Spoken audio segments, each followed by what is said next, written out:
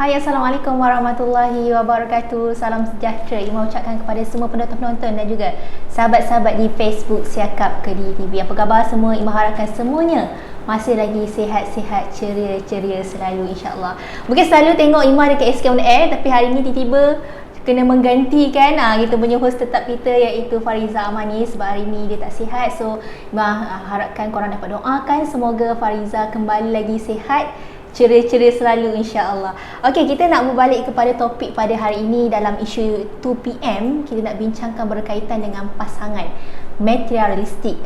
Pasangan materialistik. Sebab zaman sekarang ni semua orang memerlukan duit. Kalau kita tak memerlukan duit, tak hiduplah mungkin.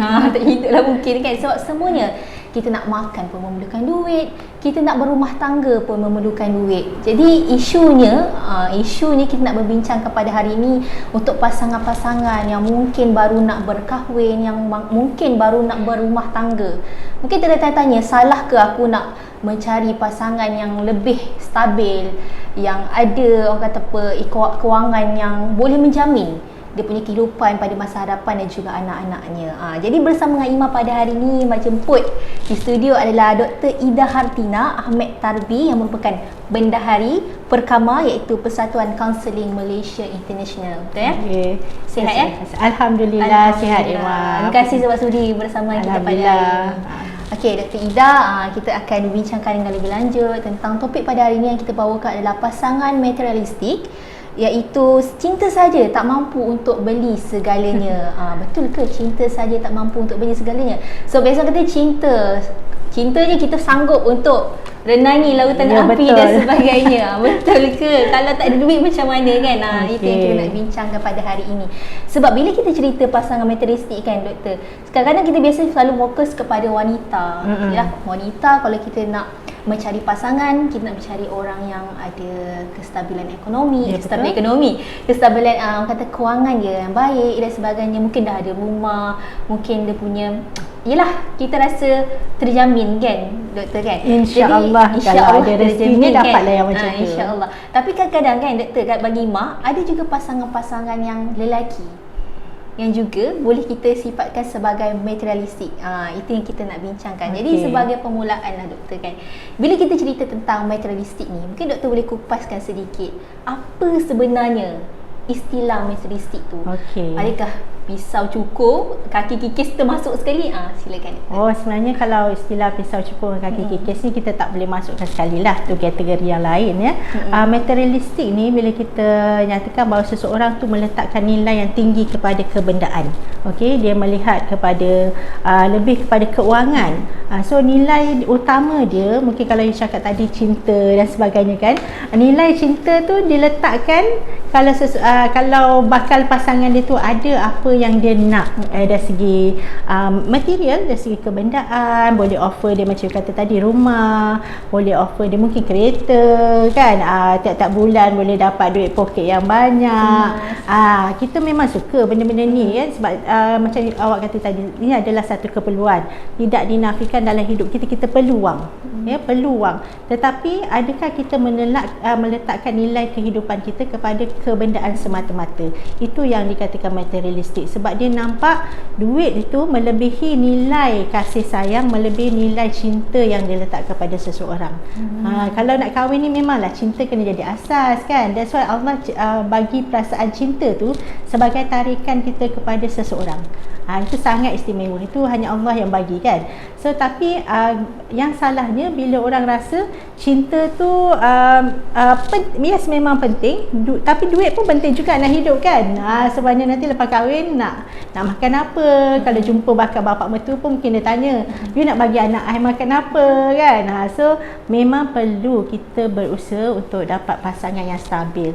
Tetapi ada banyaklah perkara-perkara yang mungkin kita boleh tengok tentang perlukah kita letakkan nilai materialistik itu sebagai yang pertama. Itu yang perlu untuk kita lihat dengan lebih teliti lagi lah. Yelah, kita nak berkahwin tak semestinya kewangan semata-mata yang kita boleh lihat. Sebenarnya banyak benda lain yang perlu untuk kita lihat juga. Tapi boleh kita katakan sebagai satu bonus lah. Untuk yang kata yang stabil dari segi kewangan tu. Okey, kita balik kepada sering kita dengar lah sebenarnya istilah ni, yang mana kata cinta sahaja tak cukup.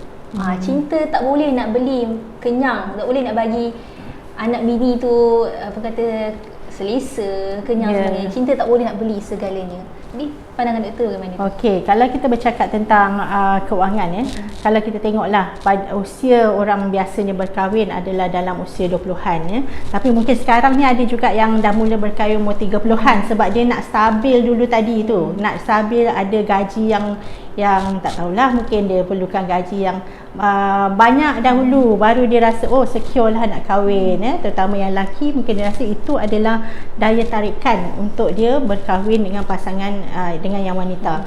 Tetapi kalau kita tengok pada usia ni 20-an, ramai yang baru graduate ramai yang baru nak memulakan hidup, baru nak cari kerjaya, baru nak berkembang lah. Jarang sekali kita dapat mereka yang berusia 20-an ni dah stabil sepenuhnya. Tetapi kalau kita ikut psikologi, pada usia ni adalah usia yang sesuai untuk memulakan rumah tangga. Sebab kan umur 20-an kalau you nak start ada keluarga, baguslah kan. Kalau nak tunggu sampai dah 30-an tu dah terlepas zaman dah, saya rasakan nak bina rumah tangga dan nak ada anak kecil dan sebagainya. So cinta tu asas, tetapi dalam perjalanan nak membina rumah tangga ni kena cubalah untuk bina diri anda, ada pengurusan keuangan yang baik, dan kalau dah berkahwin nanti kedua-dua pasangan kena bersatu hati untuk ada pengurusan keuangan yang baik. Sebab kita nak berkahwin ni kita kena ada certain taraf hidup yang kita nak maintain. Betul tak? Kalau mungkin bagi orang dia rasa tak payahlah kaya-kaya sangat, okey cukup apa makan seadanya, tapi memang setiap orang berimpian nak dapat kehidupan yang lebih baik. Itu kenyataan. Mana ada orang yang kata tak apalah saya cukup takat ni. Bila kita dah berkahwin, kita mesti ada bina impian, betul? Nak berkahwin ada bina impian kan? Nak dapat rumah besar, mungkin nanti nak bawa keluarga berlancong dan sebagainya. So ini adalah proses. Dia bukan semestinya you kahwin tu semua dah ada. So kalau nak cari yang semua dah ada ni agak susah sikit lah pada usia 20-an macam tu kan. Dia pentingnya orang kata apa, toleransi, dan juga betul, kita kena belajar daripada proses tu, daripada sikit lama-lama insya-Allah orang kata semakin baiklah kita punya kehidupan kan. Dia macam saya tengok sekarang ramai yang menilai kebahagiaan itu pada materialistik sebab mungkin kalau zaman dulu kita proses untuk mendirikan rumah tangga ni, kita berkenalan dulu, mungkin kita kenal melalui keluarga ataupun kita berkenal sebagai kawan dan kita ada peluang berkomunikasi selalu kan. Zaman sekarang orang berkomunikasi banyak melalui social media, ramai yang berkenalan social media, jadi mungkin apa yang dia pertama nampak ialah gaya hidup orang tu. Dia selalu scroll social media, tengok dia ni macam ada duit orangnya kan, pasangan yang sesuai lah. Tetapi kalau sebenarnya dia kena tahu juga apa kekuatan orang tu, apa kualiti yang bagus sebagai pasangan, bukan hanya berdasarkan nampak seperti ada duit tapi kita tak tahu lagi. Kita tak tahu lagi lah, mungkin ya tapi yang pentingnya adakah orang ini orang yang sesuai kita jadikan pasangan, yang boleh bermuafakat dengan kita satu hari nanti lepas berkahwin untuk pengurusan keuangan yang baik dalam keluarga.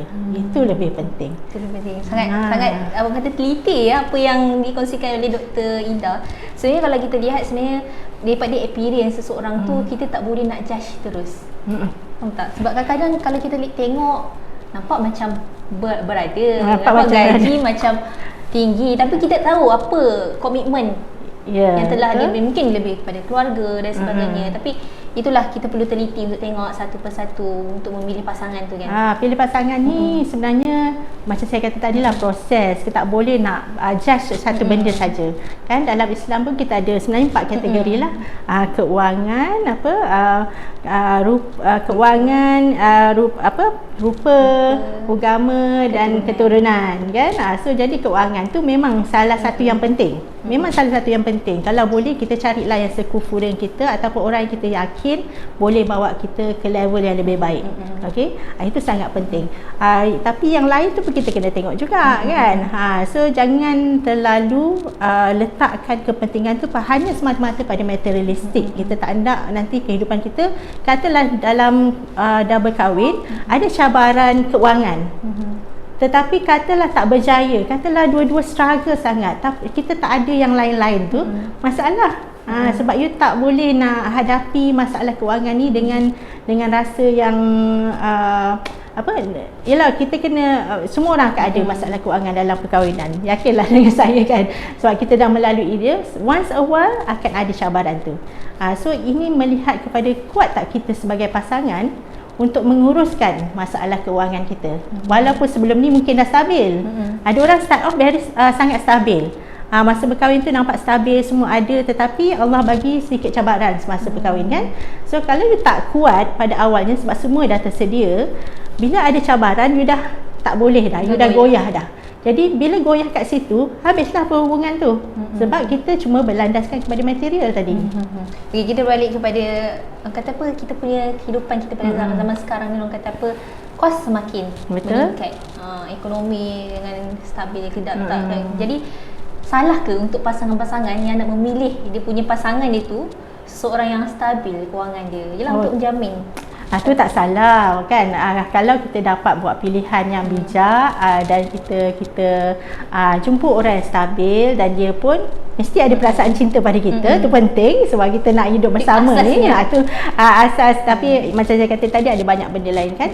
Tak salah. Sebab kalau dalam Islam pun kita perlu cari orang yang sekufu dengan kita. Maksudnya kalau kita ada certain lifestyle yang kita dah amalkan daripada dalam keluarga, contohnya keluarga kita dah biasa agak senang kan, lebih elok kita cuba cari orang sama taraf dengan kita, supaya kita tak sangat struggle untuk sesuaikan diri. Dia macam ni lah, you dah, kalau you sama-sama ni kan, on the same level, senang sikit. Tapi kalau kata kita dah biasa di atas, tapi kita cari orang yang jauh di bawah, jadi proses nak rapatkan tu, jurang antara dia dengan kita tu akan makan masa dan akan bagi banyak cabaran. Itu nanti bila kita terpaksa hadapi masalah keuangan, kita akan rasa macam tak boleh nak cope lah, sebab kita dah biasa ada kesenangan kan. So memang kena pilih. Kalau dapat pilihannya tu okeylah, tapi kita tahu bahawa jodoh ni, pertemuan ni Allah yang tentukan.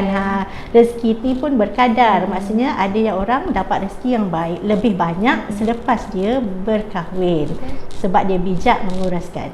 Yang paling penting tu bijaklah menguruskan. Kena belajar ilmu kewangan tu paling penting. Ya, betul. Pasangan kedua kena bertoleransi. Tapi berbalik tadi pun sebutkan tadi kan, mungkin ada pasangan yang individu yang dah berkahwin, yang memang hidup dalam keadaan mewah.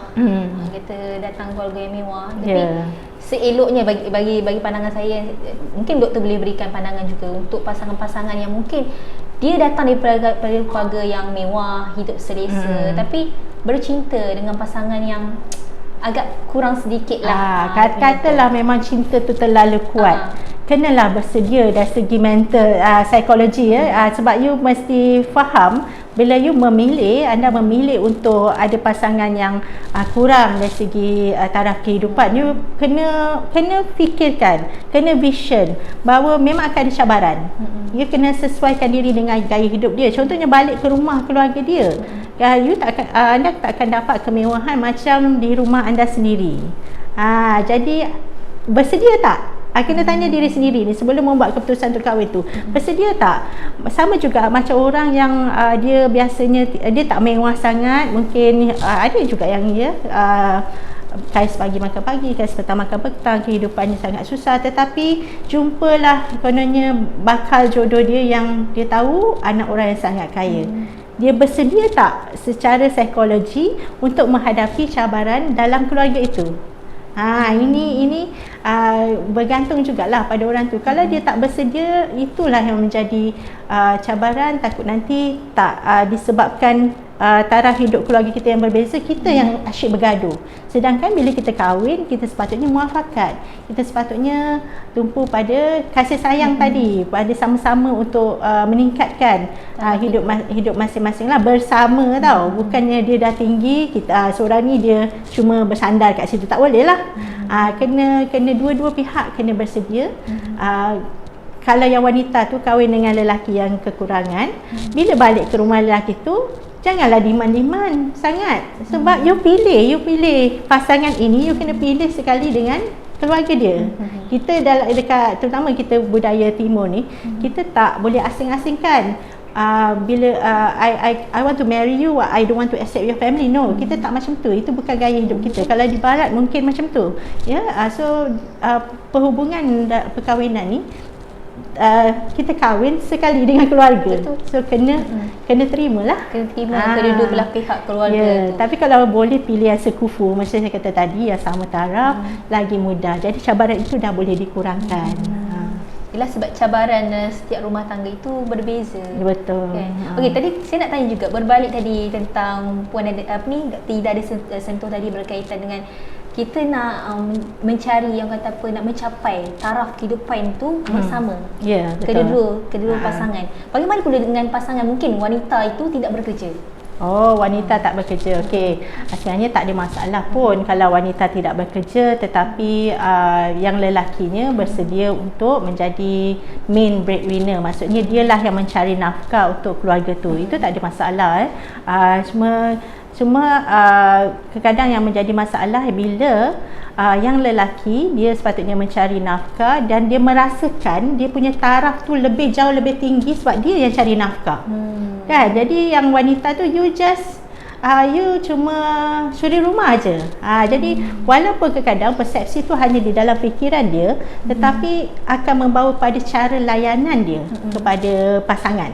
Ni yang kita tak ada. Kalau dia boleh menganggap bahawa ya, isteri ni adalah amanah, saya cari duit sebab itu tanggungjawab saya untuk duit ni untuk keluarga, dan dia berlaku adil pada isteri, tak ada masalah. Dan bagi pihak wanita juga kalau kadang orang kata saya pernah jumpalah ada yang cuma suri rumah tangga. Dia akan kata saya ni cuma suri rumah tangga je. Self esteem tu macam rendah. Tu yang masalahnya. Bila dia tak bekerja, self esteem tu rendah. Jadi bila self esteem tu rendah, dia tak boleh nak bawa diri dia, tak boleh rasa yakin dengan kehebatan dia. Itu yang menyebabkan ada orang yang bila dia duduk di rumah saja, dia punya perspektif tu jadi lingkungan fikiran tu jadi sempit. Jadi tapi tak ada masalah kalau you walaupun sebagai suri rumah tangga, kewangan tu memang bergantung pada suami, tetapi you tetap rasa yakin bahawa anda menjalankan satu tanggungjawab yang besar sebenarnya tau. Betul. Bukan senang tau nak jadi suri rumah tangga. Saya tak boleh jadi full time housewife. Saya lebih kagum orang yang boleh uruskan rumah tangga sepanjang 100%. Masa. Yes, sebab memang kerja rumah tangga tu lagi tak ada cuti. Sentiasa. Kita tengok je contoh masa MCO hari tu kan, yang dah bekerja tiba-tiba kena jadi suri rumah tangga juga kan. Agak kucai-kacir lah, tapi yang dah biasa uruskan rumah tangga dia tak ada masalah. Cuma sekarang dia bergantung keuangan pada suami, dan suami tu kenalah adil kena bagi perbelanjaan yang setimpalnya isteri-isteri. Saya tak kisah kalau saya boleh duduk rumah dan dapat keuangan dari suami saya. Okey lah kan. Tapi kita dua-dualah bekerja sama untuk pengurusan keuangan. Paling pentingnya antara kedua-dua pasangan tu kena ada persefahaman lah. Ya, betul. Okey, kita nak tanya juga tentang stigma lah. Tadi biasa kalau kita sebut tentang kalau seseorang tu dia nakkan pasangan berkemampuan, seorang yang stabil kewangan ni sering dicop sebagai pisau cukur, kaki kikis. Jadi pada pandangan doktor sendiri, bagaimana kita nak tepis stigma begini? Sebenarnya memang bukanlah tak ada orang yang jenis pisau cukur, kaki kikis kan. Tetapi sebenarnya mereka yang memang betul-betul macam ni, dia mementingkan diri sendiri saja. Maksudnya dia nampak bahawa pasangan ni adalah tempat dia dapat duit. Sebenarnya kita dapat duit tu bukan daripada pasangan tu, daripada yalah kalau kita bekerja, daripada dia bekerja, kita bekerja, dan we spend kita belanjakan duit tu bersama, tak ada masalah kan. Kalau yang pisau cukur, kaki kikis ni maksudnya dia sengaja nak dia kahwin dengan orang tu semata-mata sebab nak dapat duit orang tu. Itu satu mentaliti yang tak baguslah. Dan tapi tanggapan bahawa seseorang tu berkahwin dengan seseorang pasangan dia kerana duit, kalau tidak betul tu menjadi fitnah lah pula kan. Sebab mungkin dia lebih suka orang yang stabil, dan Kalau dia dapat kahwin, maksudnya tu jodoh dia lah. Tak adalah hak orang lain nak kata dia pisau cukur ke kaki kikis kan. Cuma persepsi orang ni kadang-kadang susah juga tau nak handle kan. Sebab ni semua pada pandangan orang. Orang nampak macam dia kahwin dengan orang tu mesti sebab nak duit. Tapi yang penting adalah niat dia. Adakah dia jujur, adakah dia antara dia dengan pasangan ni betul-betul tak wujud rasa cinta tu. Kalau ada, kalau misalnya kata yalah dalam perkahwinan tu pun kerana niat yang baik, tak ada masalah kan. Pandangan orang you tak akan dapat delete.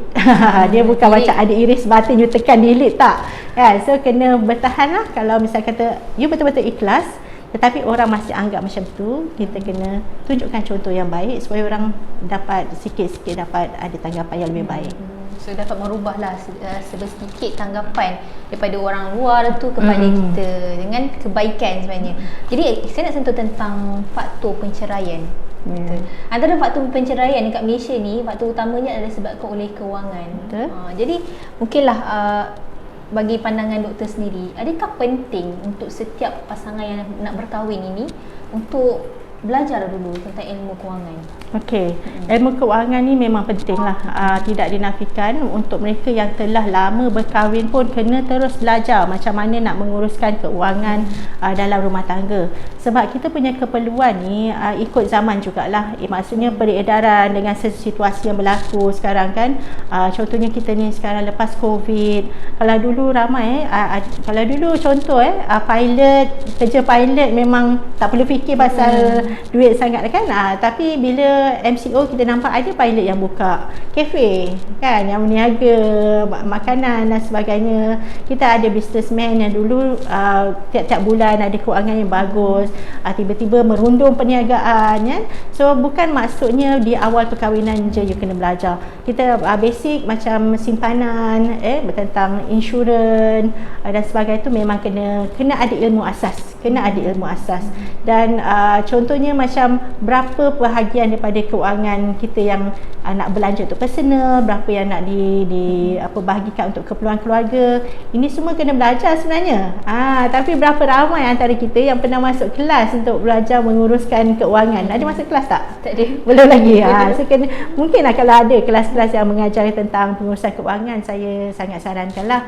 Mungkin juga ada yang boleh belajar segan nak pergi kelas kan, boleh belajar melalui bacaan. Sekarang ni banyak sumber ilmu, TikTok ke apa, ada je saya tengok orang yang mengajar macam mana nak buat pengurusan keuangan yang lebih baik. So kena tengok juga gaya hidup. Ini penting. Macam saya sebut beberapa kali tadi, gaya hidup kita memainkan peranan yang penting dalam kita menguruskan keuangan. Kalau anda rasa maksudnya kita dapat gaji sebanyak ini, kena tengok gaya hidup kita sesuai tak dengan gaji yang kita dapat. Dia tak boleh you dapat banyak ni, gaya hidup you nak banyak ni, tak boleh kan. Tak akan sesuai, dan itu yang menyebabkan orang banyak berhutang.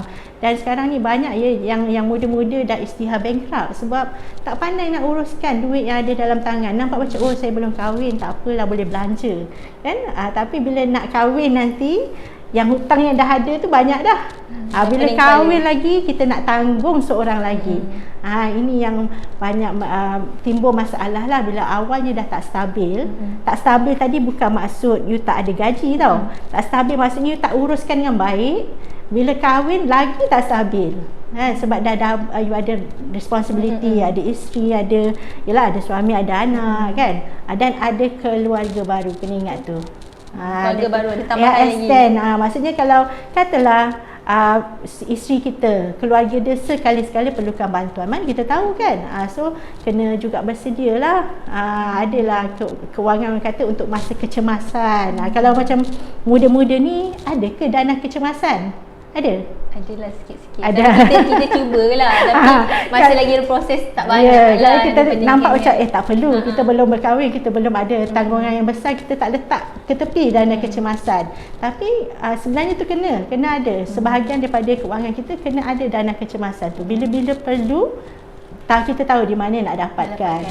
So memang kena belajar lah. Tak kira lah usia perkahwinan awal ke, belum kahwin ke, ataupun dah kahwin macam saya dah kahwin berapa 20 dah lupa dah berapa lama kahwin, 24 tahun 24 tahun kita dah kahwin, 23 tahun tapi kita masih belajar sebab keadaan ekonomi sekarang pun bertukar-tukar kan.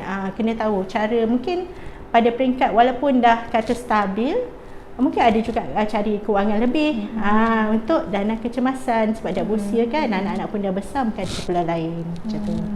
Kiranya orang kata pun untuk kita belajar tentang ilmu kewangan ni tak semestinya kita nak berkahwin baru kena belajar. Ya, sebenarnya betul? semua peringkat umur boleh belajar. Sebab sekarang kita dapat ilmu tu dekat YouTube boleh dapat. Dekat pelbagai tempat kita boleh dapat secara percuma. Kan? Jadi saya nak tanya juga kepada pandangan doktor sendiri, kepada wanita-wanita zaman sekarang ni kan. Adakah orang kata apa, perlu untuk wanita-wanita ini menjadi seorang wanita yang berdikari, yang tidak mengharap kepada orang lain, terutamanya bila nak berkahwin. Kan biasanya orang kata, oh berkahwin je kita perlu kata bergantung pada suami. Bagaimana tu untuk jadi wanita berdikari, berkejaya? Sebenarnya secara peribadi saya pun tak suka dengan perkataan saya kena bergantung pada suami. Saya suka bergantung diri sendiri kan. So kita wanita independen lah, wanita yang berdikari. Memang elok sebenarnya untuk wanita ada sumber keuangan sendiri. Ini salah satu daripada perkembangan kita lah dalam kehidupan. Kalau untuk kita rasa lebih yakin dengan diri sendiri, kita kena ada sumber keuangan sendiri. Tak semestinya, mungkin orang ingat perlu ke bekerja jadi pegawai semua untuk ada sumber keuangan sendiri. Sebenarnya zaman sekarang tak perlu pun. Kalau tengok banyak cara untuk dapat keuangan kan, dari rumah pun boleh dapat keuangan. Sebab apa? Ialah sebagai salah satunya ialah pengalaman saya mengendalikan kes-kes kaunseling rumah tangga. Saya tengok ada kalanya ada pasangan di mana suaminya mengambil kesempatan atas ialah sebab isteri tak ada gaji macam saya kata tadi. Satu ialah dari segi respect towards the spouse, respect to dia punya rasa hormat terhadap isteri dia. Sebab you bergantung pada I. Kalau I tak bagi duit, you are nothing. Itu masalah lah. Bukan semua tapi ada yang berfikiran macam tu.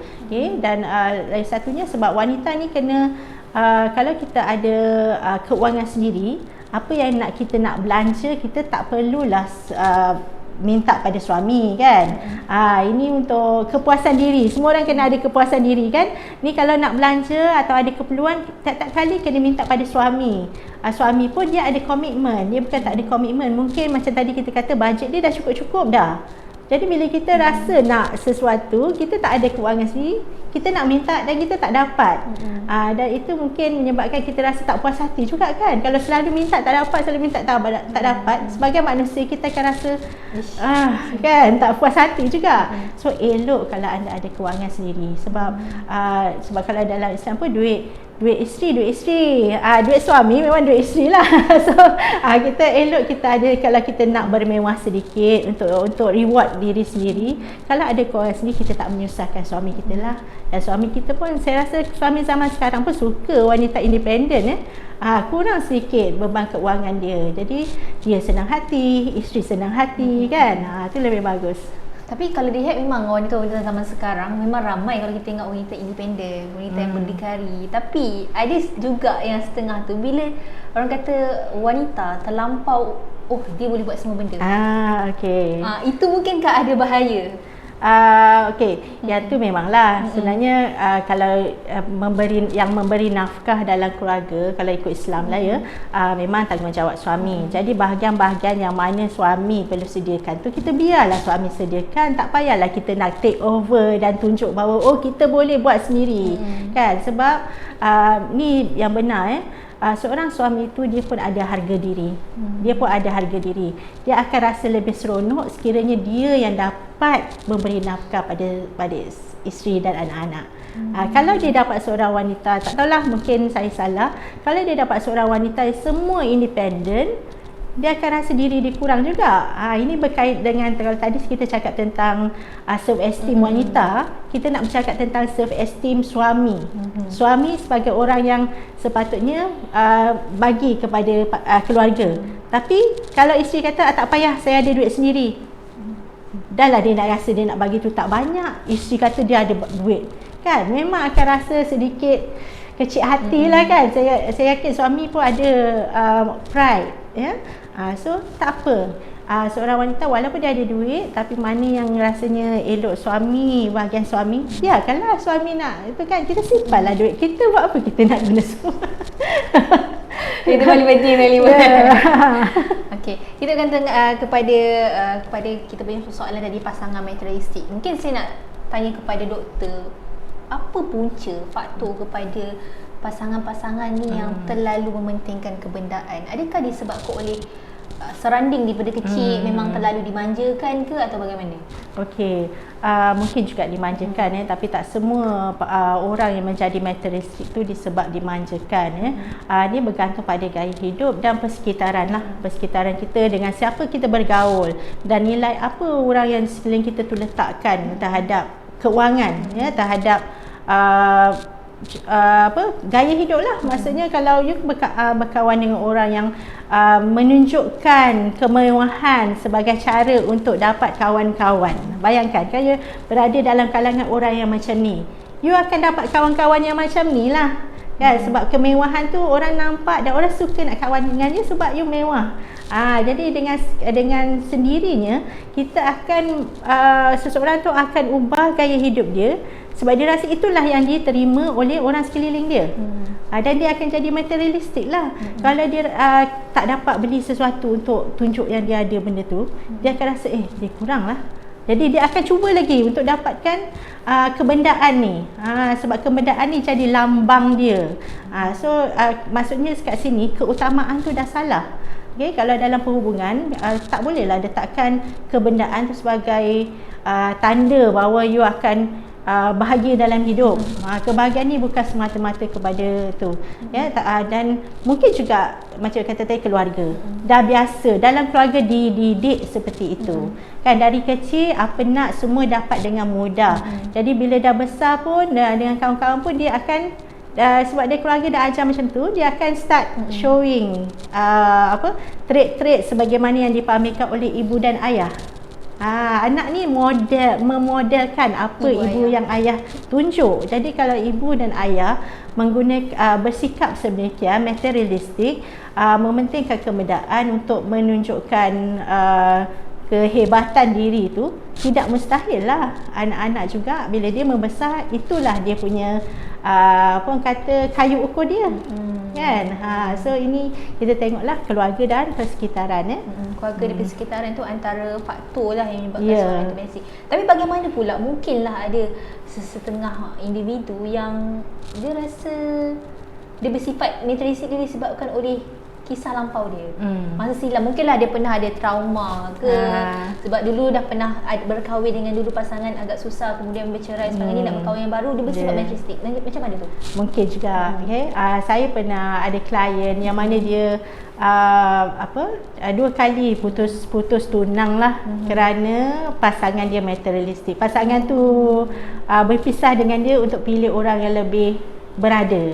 Jadi mungkin dia agak trauma dan apa yang dia cakap ialah dia nak cari kerja yang mana dia nak kumpul duit banyak-banyak, dia nak beli rumah, kereta dan sebagainya, dan baru dia nak kahwin, dia kata. Sebab bila sekarang ni dia 2 kali bukan sekali tau, 2 kali ialah Allah yang tentukan nasib dia begitu. 2 kali putus tunang kerana dapat pasangan yang materialistik.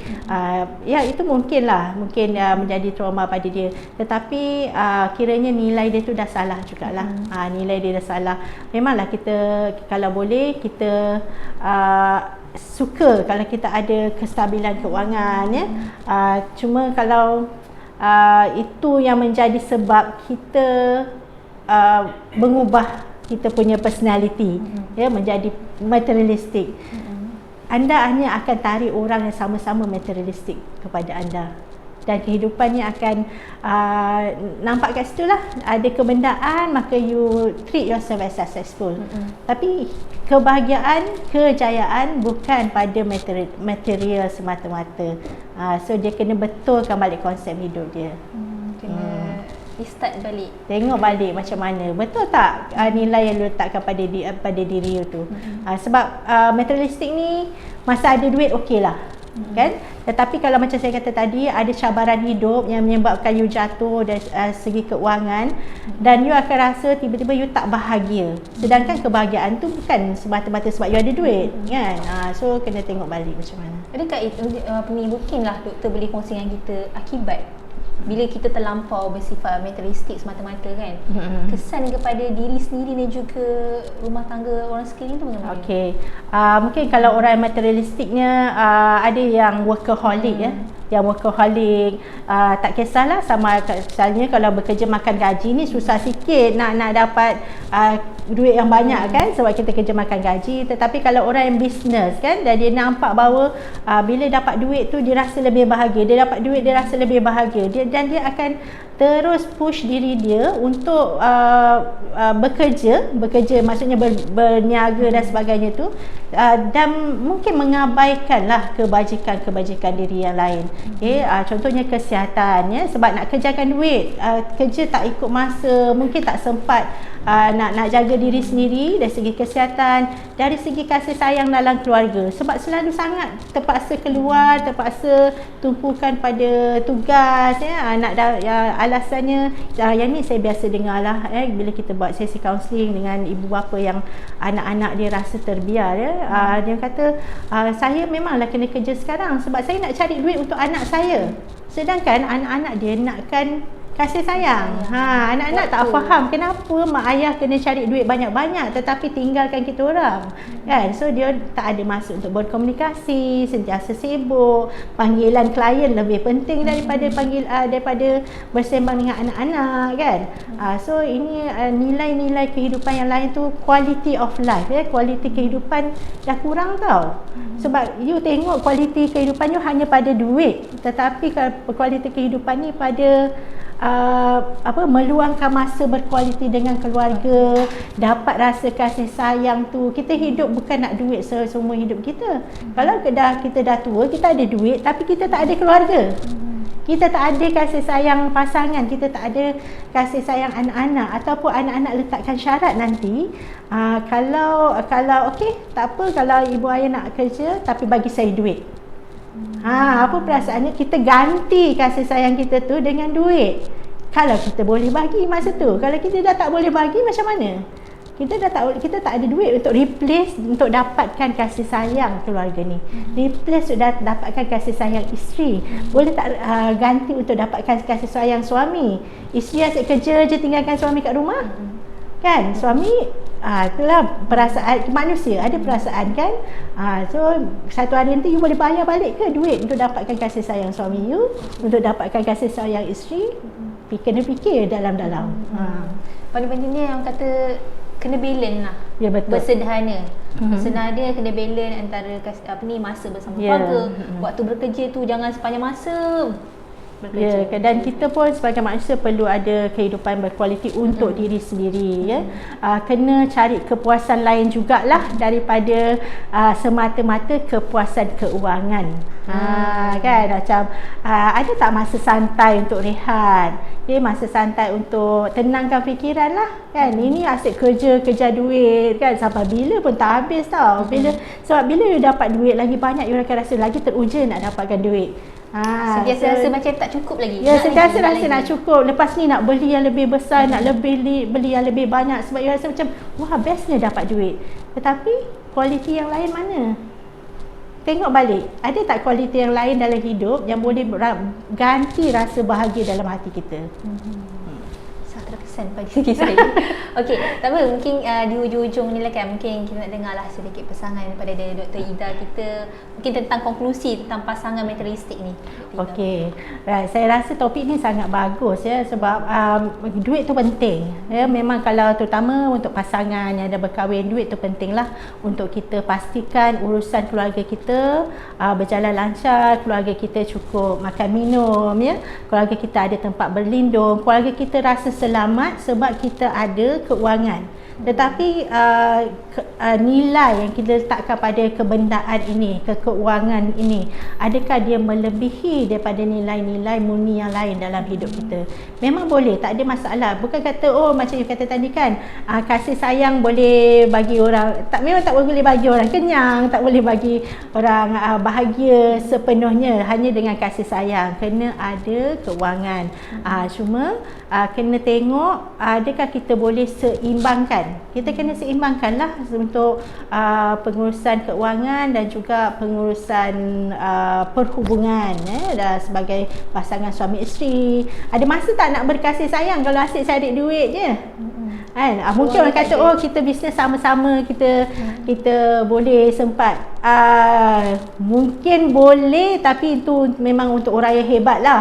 Dia boleh struggle sama-sama dan masih ada rasa sentiasa love sesama kan. Tetapi kena ada masa santai. Tak boleh kehidupan ni nak kejar material saja. Material tu tak ke mana. Once you tak ada materialistik tu, benda-benda keuangan yang banyak ataupun kebendaan ni, kena check balik. Adakah akan hilangnya kasih sayang dengan tiadanya materialistik?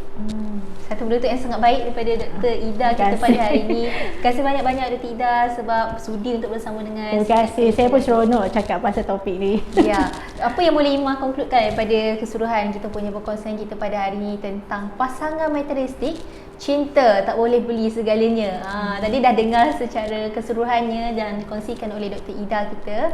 Apa yang boleh katakan bahawa kita punya pasangan materialistik ni berpada-padalah untuk kebendaan. Dia perlu seimbang lah, orang kata sederhana dari segi kewangan memang sangat diperlukan sebab duit tu memang perlu. Memang antara perkara yang perlu dalam kehidupan kita. Tapi kita perlu lihat juga kasih sayang yang sangat ditekankan oleh Dr. Ida bersama keluarga. Itu sangat perlu untuk kita seimbangkan untuk mendapatkan keluarga yang harmoni, insya-Allah. Okey. Insya-Allah kita punya perkongsian kita setakat ini saja. Iman nak ucapkan terima kasih kepada semua penonton sebab sudi bersama dengan kita pada hari ini hingga ke penghujung rancangan. Insya-Allah itu saja untuk isu itu PM. Baik, assalamualaikum. Terima kasih.